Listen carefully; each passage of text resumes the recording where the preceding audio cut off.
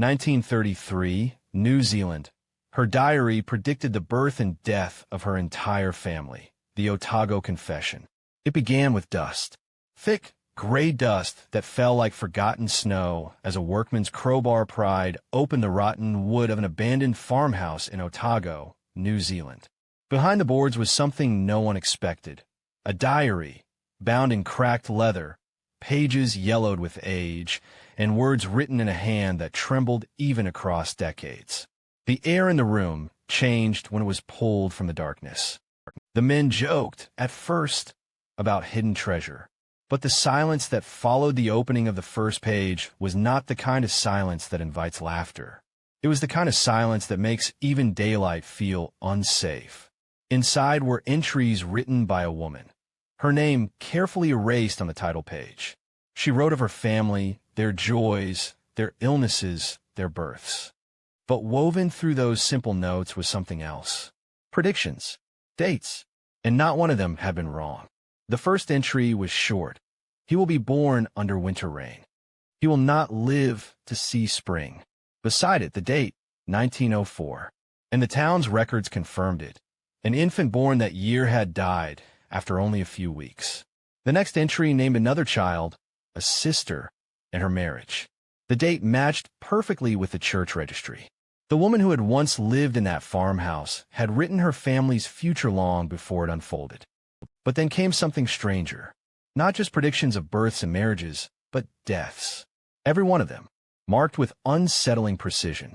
The diary was passed from hand to hand, and soon whispers spread through the town of Otago. Some said it was coincidence. Others said the woman who wrote it was cursed, or worse, responsible.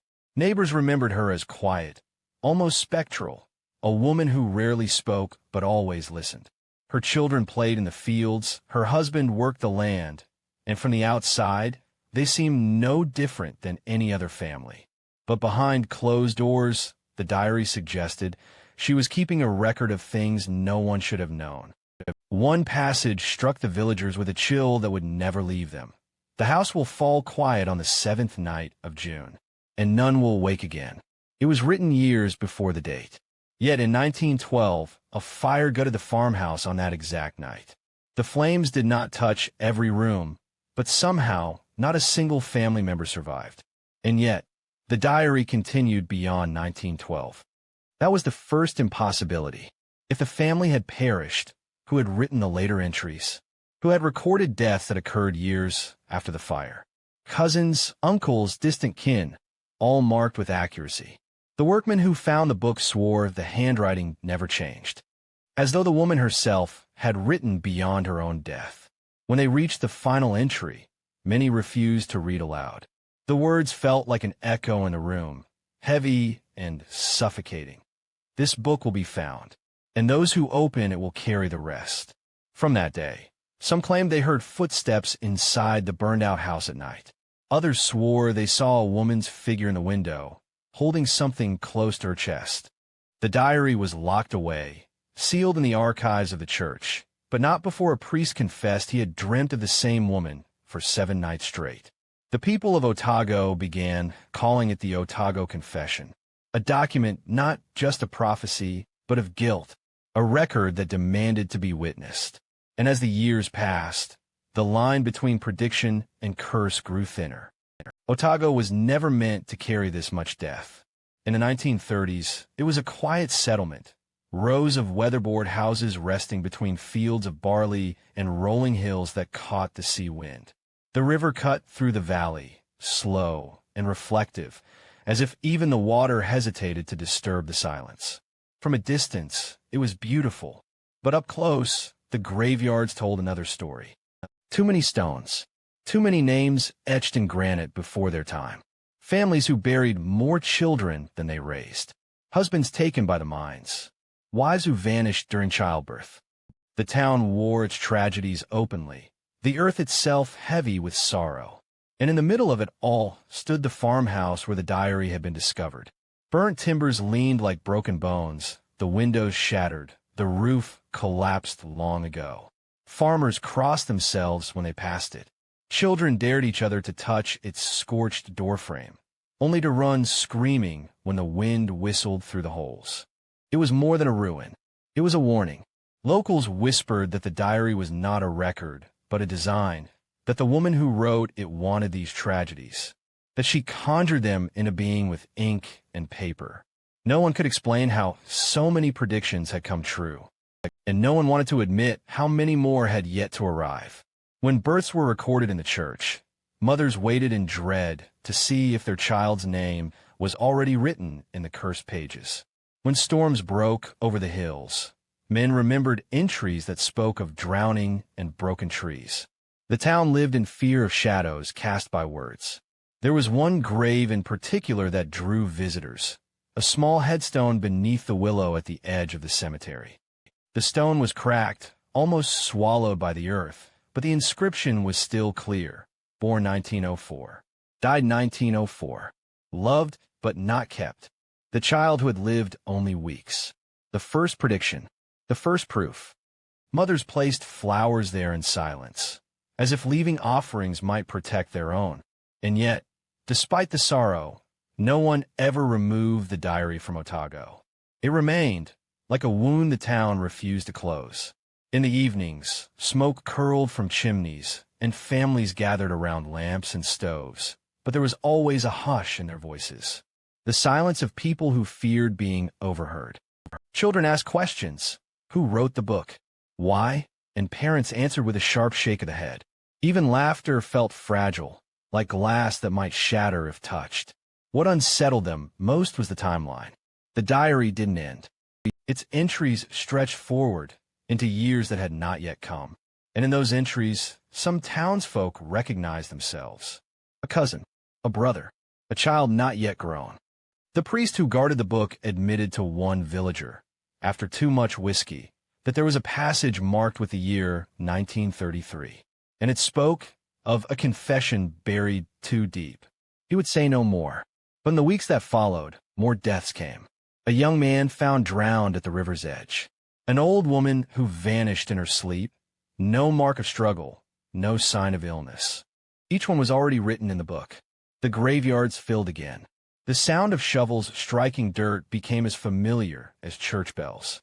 And though the town went on with its routines, school, farming, markets, it carried a heaviness, a knowledge that life in Otago was not measured by years, but by the turn of a page. Every death felt less like fate and more like fulfillment. And still, the most haunting question lingered.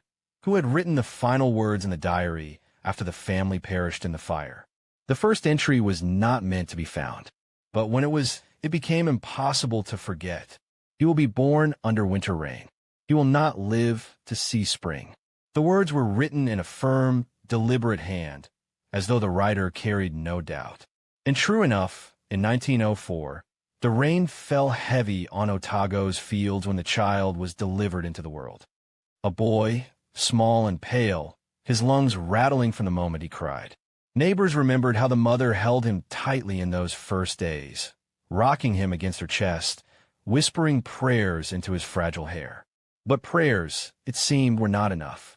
Before the leaves had turned, before the lambs had grown, the boy was buried under the willow tree. It was the first death, the first match between ink and earth. The townspeople pitied the family. Babies died often in those years. Illness, weakness, cold winters.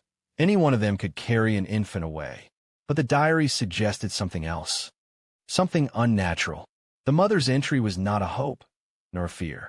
It was a certainty, written long before the boy ever opened his eyes.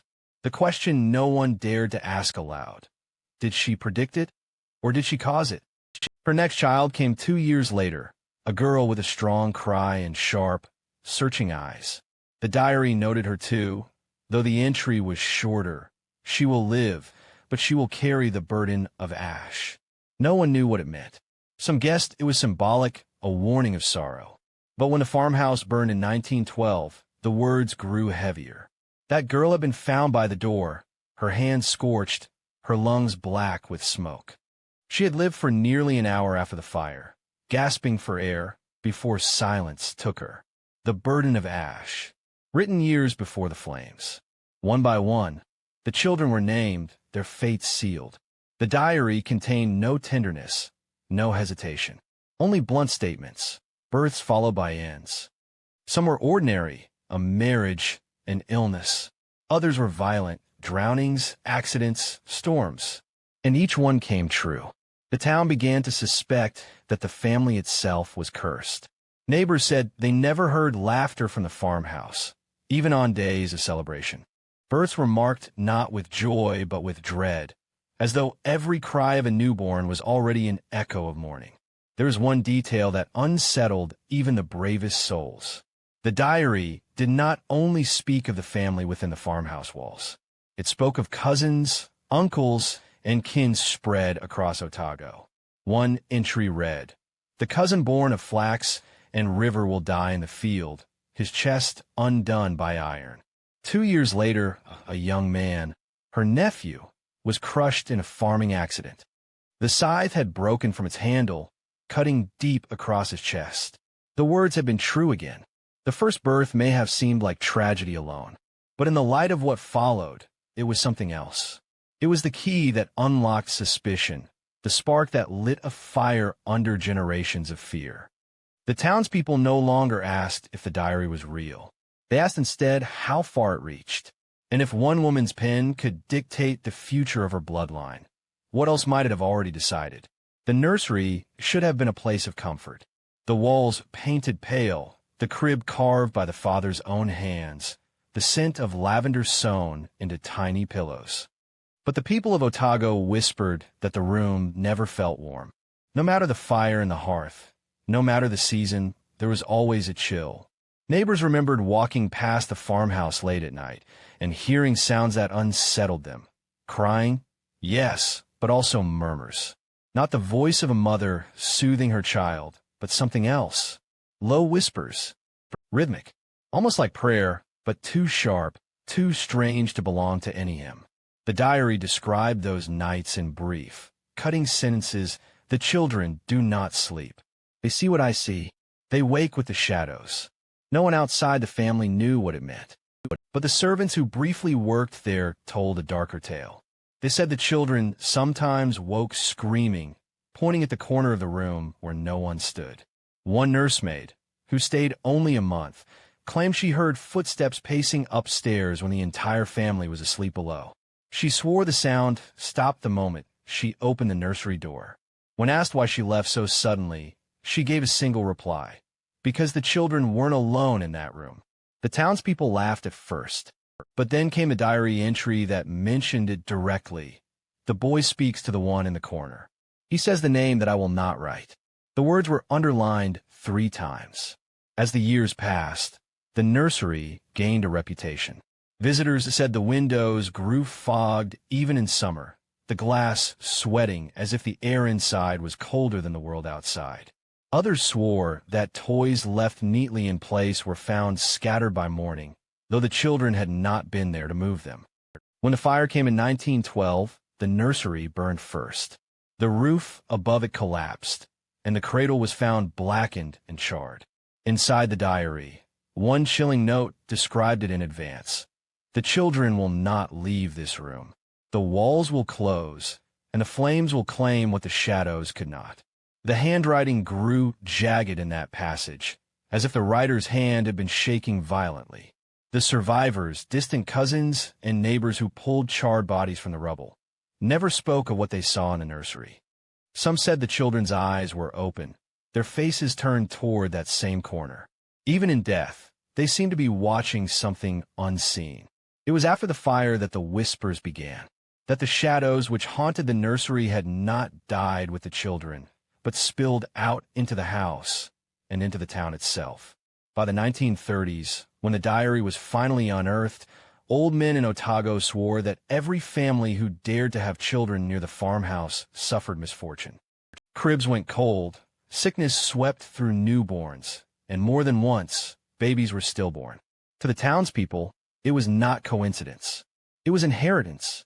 The shadow that had first appeared in the nursery had slipped free of the house, binding itself to the land.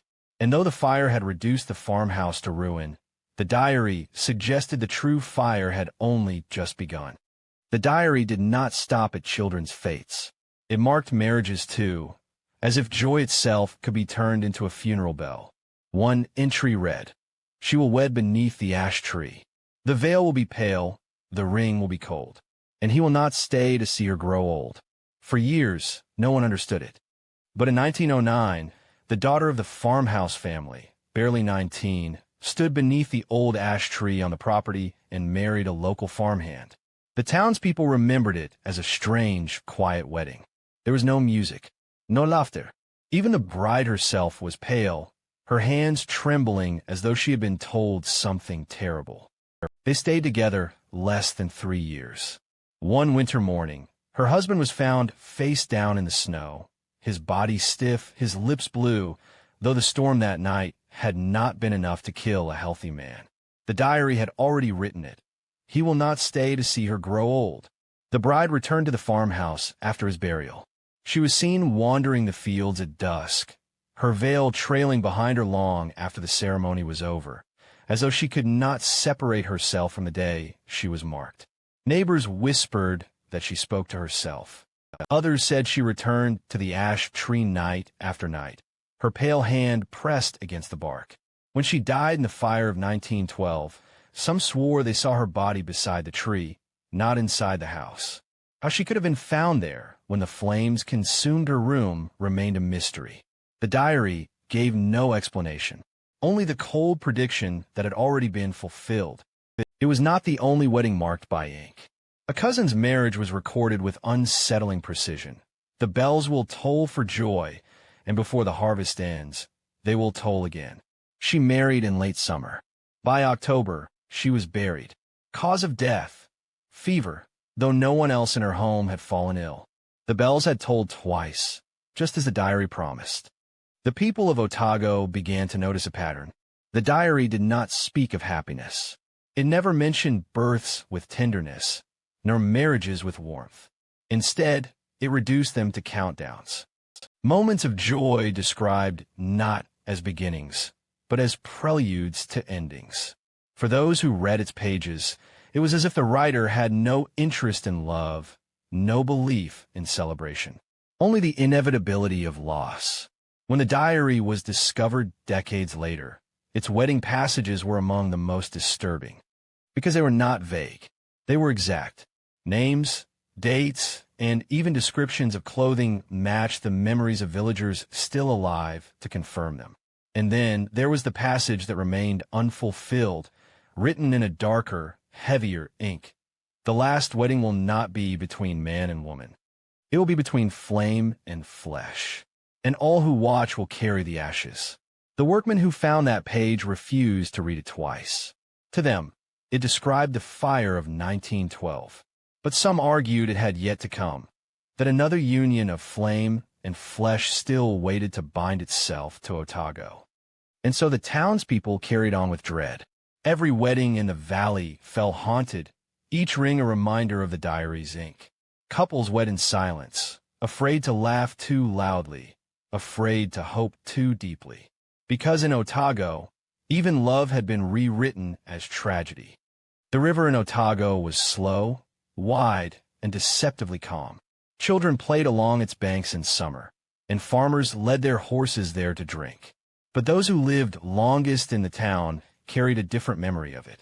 They called it the River of Silence. Too many lives had ended in its depths, and too many of those deaths had been written first in the diary. One entry chilled even the most skeptical reader. The water will take him. He will walk to its edge, and though it is still, it will not let him go. The date beside the words was 1910.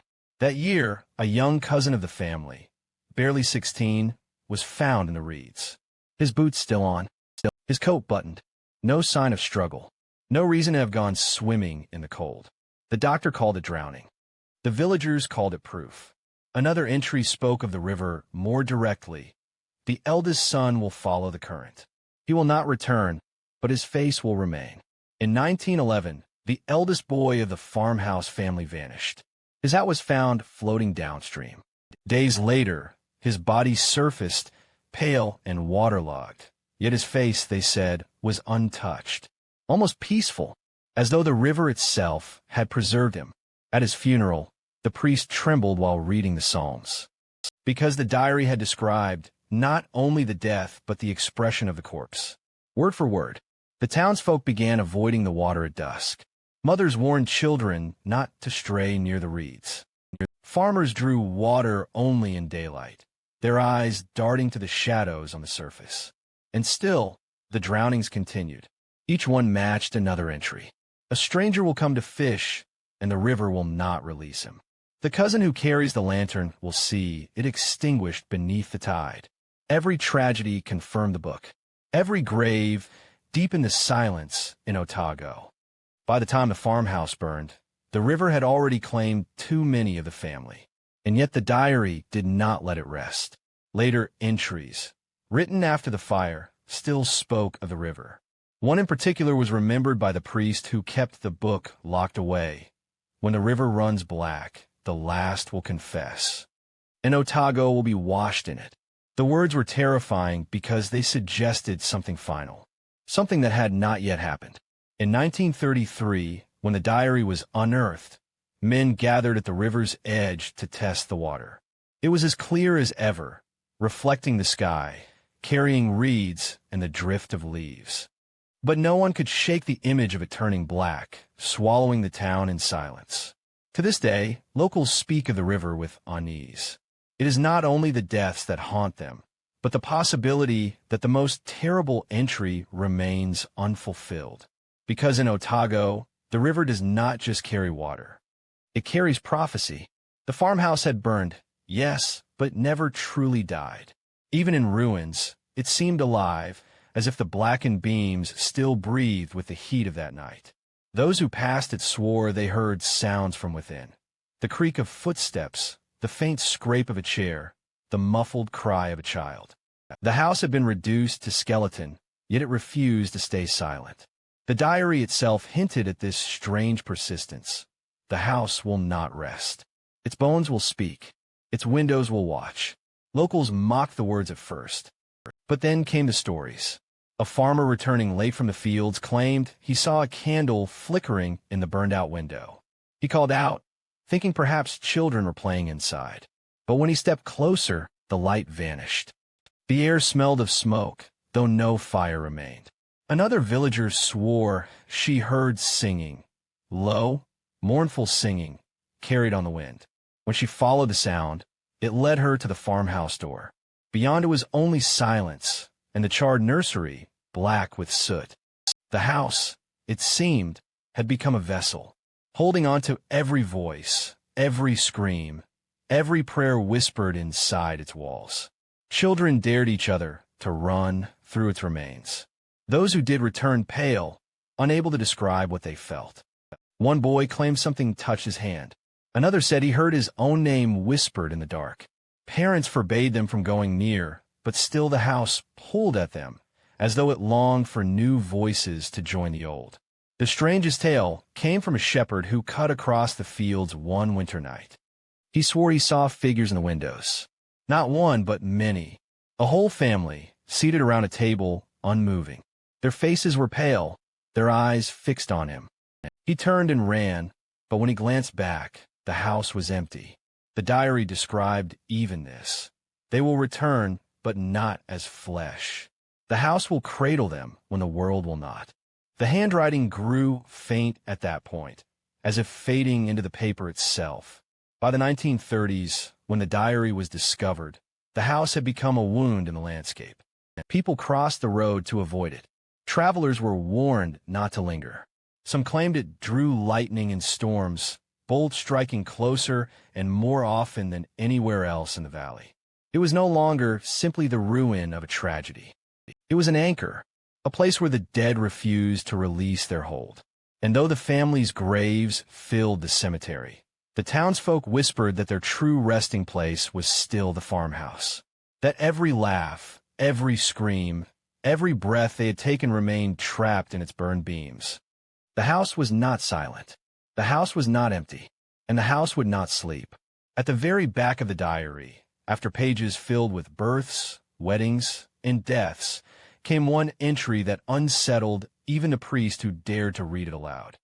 The handwriting was weaker, thinner, as though written by a hand close to its end.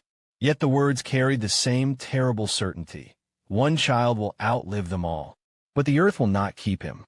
He will walk into the fog and never return. His name will be called, but no answer will come. He will remain the echo of Otago. The townsfolk argued endlessly about who this child was. Some swore it referred to the youngest son, barely 8 years old when the fire struck. Others believed it pointed to a nephew who had been spared that night. But whoever it was, the prophecy came to pass. In 1915, 3 years after the fire, a boy was seen playing near the riverbank at dusk. His aunt called for him from the doorway. He waved once, his figure small against the fog curling over the water. And then, he was gone. Search parties combed the river for weeks. Men with lanterns waded waist-deep, dragging hooks through the mud. Mothers cried into handkerchiefs as dogs barked along the reeds. But no body was ever found. The only trace was his cap, damp with river mist, discovered in the grass. The town buried an empty coffin beside his family. The stone read simply, "Lost but not forgotten." Yet the diary had been clear. He would not be kept by earth. And indeed, there was nothing in the grave but air. Some claimed to see him after. A figure glimpsed through morning fog, a boy's shadow crossing the fields, the echo of laughter where no child played. Shepherds swore they heard footsteps pacing behind them, only to turn and find nothing but mist. Otago began to speak of him not as a child, but as a presence, the one who lingered, the echo named in the diary. The final entry gave no more details. It ended abruptly, mid-sentence, as if the writer's pen had faltered. Some said the ink stopped because the hand that wrote it had finally died. Others believed the silence was intentional, a warning that the story had not ended, but waited for someone else to continue it. What unsettled the villagers most was this: the diary's predictions had always tied to the family. Yet this last prophecy, the child who vanished, felt unfinished, as though the echo might not remain alone, as though his disappearance was not the conclusion, but the beginning of something larger. By the 1930s, when the diary was unearthed, people spoke of the boy as if he still wandered the valley. They avoided the fog at dawn and dusk, fearing to hear his footsteps. Mothers pressed their children close, whispering warnings, "Don't follow the mist. Don't answer the call." Because in Otago, one truth settled deep into their bones. The dead might lie still, but the missing never stop walking. The diary did not remain whole. By 1933, when it was first pulled from the farmhouse wall, the priest of Otago insisted it should never see the light of day. He argued that its words were poison, that each prediction carried not just knowledge but power. To read it was to feed it. To carry it was to inherit its curse. And so, in secret, he tried to destroy it. One night, when the church lay empty and the wind rattled the stained glass windows, he placed the diary upon the altar. He lit a candle, whispered a prayer, and lowered the book into the flame. The leather hissed. The pages curled. For a moment, he thought the fire had claimed it. But then the flame sputtered out. The pages blackened, yet did not crumble. The ink seemed to deepen, darkening into something almost alive. Shaken, the priest tore out several pages and fed them one by one to the candle. Some burned. Others resisted, turning only at the edges, as if the fire itself recoiled.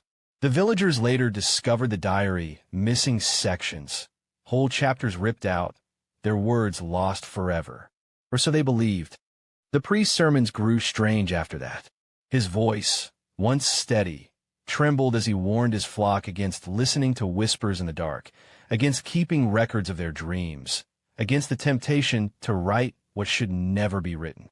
Some nights he was seen outside the church, digging in the soil with his bare hands, muttering prayers no one recognized. Others swore they saw smoke rising from his chimney at odd hours, the scent of burning paper drifting through the town. When asked what troubled him, he would only reply, "Ink can outlast fire." His own end was recorded too. On the inside cover of the diary, words written in a scrawl unlike the others, appeared a final line. The priest will burn, but the words will not. Weeks later, his house caught fire. The cause was never proven.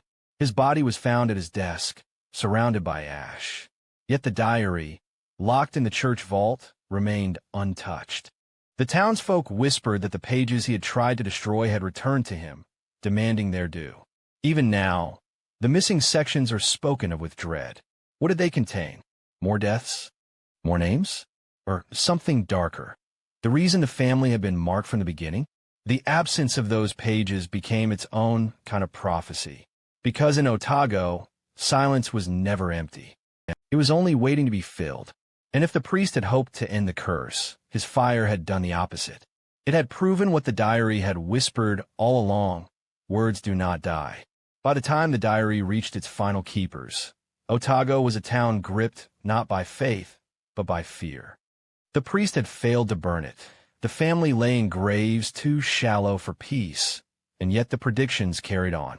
The whispers spread that one last secret remained, one the church itself was hiding. It began with the foundations. When masons repaired the church floor in 1933, they unearthed something strange beneath the altar: a box of iron, locked tight, buried in the stone long before any of them had been born. And with it, a fragment of parchment. The handwriting matched the diary. The words were few, but chilling. Here lies what must not rise. Seal it.